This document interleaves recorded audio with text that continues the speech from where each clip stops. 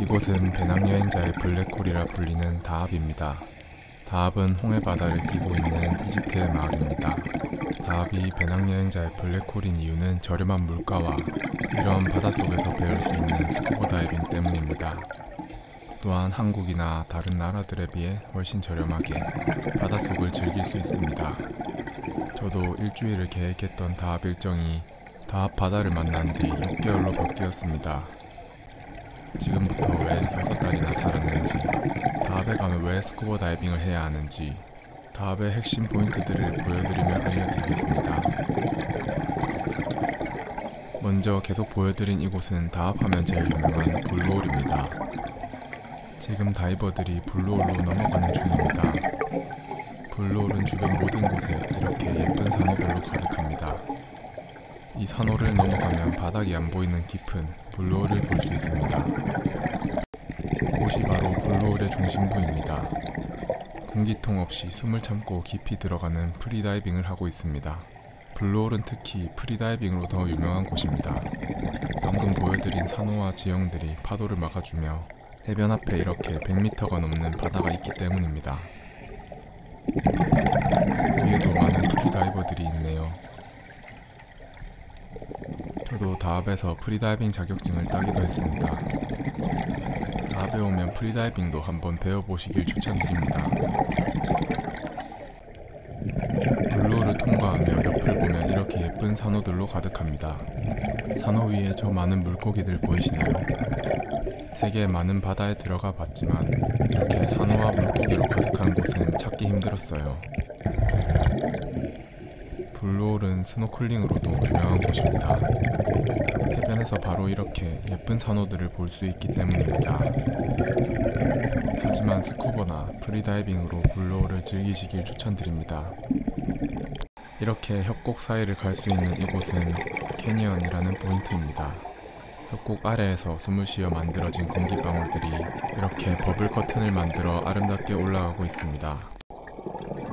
밑에서 숨 쉬어 만들어진 공기방울들이 맺혀 있다가 이렇게 계속해서 올라옵니다.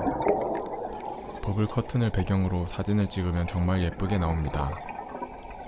버블 커튼을 볼 때마다 예술작품을 보는 듯한 느낌도 들었습니다. 협곡 사이에서 올라오는 모습입니다. 협곡부터 올라와서 보이는 버블 커튼까지 완벽한 곳입니다. 캐니언 아래는 수심이 30m쯤 됩니다. 30m를 갈 수 있는 어드밴스드 자격증이 필요합니다. 캐니언에서 나오는 길에도 이런 여러 생물들을 볼 수 있습니다. 아래에 대왕조개가 있네요. 이 예쁜 파란색 물고기는 레드투스드 트리거피쉬입니다. 다합 바다에서는 자주 만날 수 있는 예쁜 친구입니다. 출소하는 길은 얕은 바다를 따라 작은 생물들을 찾는 재미가 있습니다. 작은 갑오징어를 발견했습니다. 색깔이 신기해요. 도망가는 건 엄청 빠릅니다.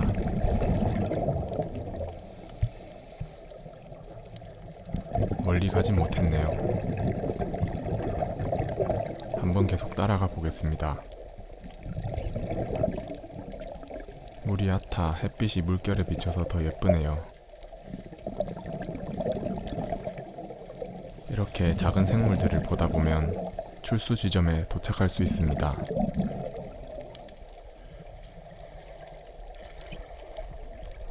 이곳은 제가 제일 좋아하는 포인트인 아일랜드입니다. 이렇게 산호들 사이로 탐험하는 기분이 드는 곳입니다. 산호뿐만 아니라 다양한 물고기들도 볼 수 있습니다. 이 길쭉한 물고기들은 바라쿠다입니다. 여기에 사는 건지 아일랜드 포인트에서 자주 볼 수 있었습니다. 뒤에 다이버들이 지나가는 것도 보이시나요? 이렇게 산호들에 둘러싸여 다이빙하는 재미가 있는 곳입니다.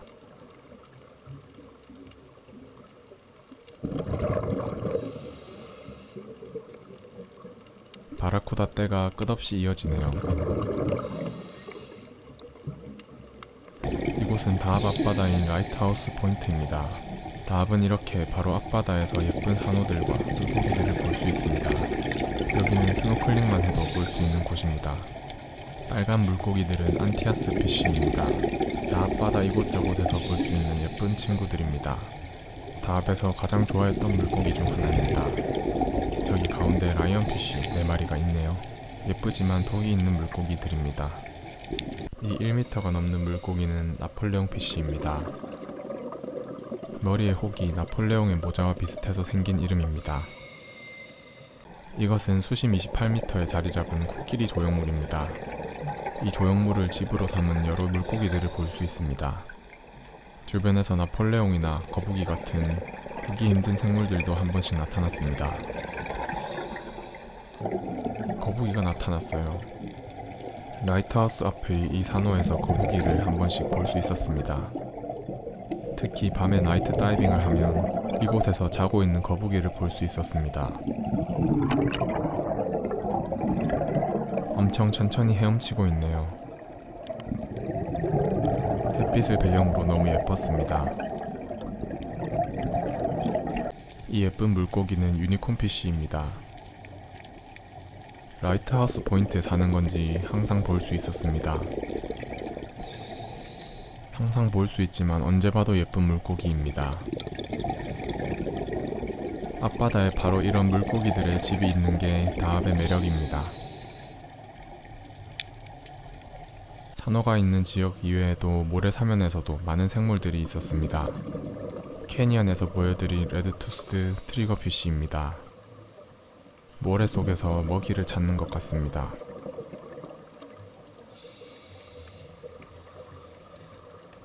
작은 물고기들 사이에 뭐가 있는지 보이시나요? 엄청 작은 문어입니다. 다리가 움직이는 것 보셨나요? 물고기들은 문어를 둘러싸서 뭘 하려는 걸까요?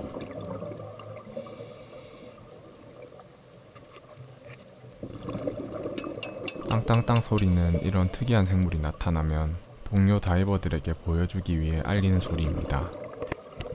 소라게도 발견했습니다. 이곳저곳에 신기한 작은 생물들도 많기에 출사할 때까지 계속해서 살펴보는 재미가 있었습니다. 이곳은 배너피쉬 베이입니다. 이렇게 많은 배너피쉬들을 볼 수 있어서 지어진 이름입니다. 라이트하우스에서 반대편으로 가면 볼 수 있는 포인트입니다. 걸어서 갈 수 있는 앞바다에서 이렇게 많은 물고기들을 볼 수 있어서 좋았습니다. 사람이 다가와도 신경 쓰지도 않아서 물고기 떼의 일부가 된 것처럼 함께 헤엄칠 수 있었습니다. 멀리서 더 많은 배너피쉬 떼를 보았습니다. 다른 작은 물고기들과 함께 바다를 가득 채웠네요.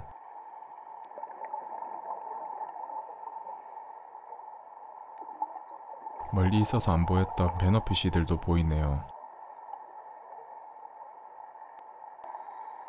이렇게 끝없는 물고기 떼와 함께 헤엄치는 것은 너무나 황홀한 경험이었습니다. 정말 물반 고기반이에요. 위를 바라봐도 물고기로 가득 차 있습니다. 물고기 떼 사이로 타이탄 트리거피쉬가 지나갑니다. 예쁘지만 공격성이 있어서 조심해야 하는 물고기입니다. 뒤로도 물고기 떼가 끝이 없네요. 물고기 떼에 다시 한번 둘러싸이고 싶습니다. 돌아가는 길에 정말 예쁜 신기한 산호도 있었습니다.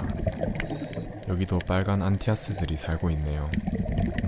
여기 작은 말미잘도 있습니다. 니모의 집인 것 같아요. 옆에 작은 새끼 물고기들도 너무 귀엽네요.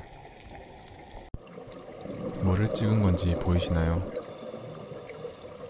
해마입니다. 풀과 모래와 색깔이 같아요. 정말 찾기 어렵기 때문에 계속 땅만 보고 해마만 찾아도 찾기 힘들어요. 꼬리로 풀을 말아 잡고 있는 게 귀엽네요. 산호가 가득한 이곳은 골든 블락스에서 모레이 가든으로 가는 포인트입니다. 이런 특이한 지형과 부채 산호를 볼 수 있습니다.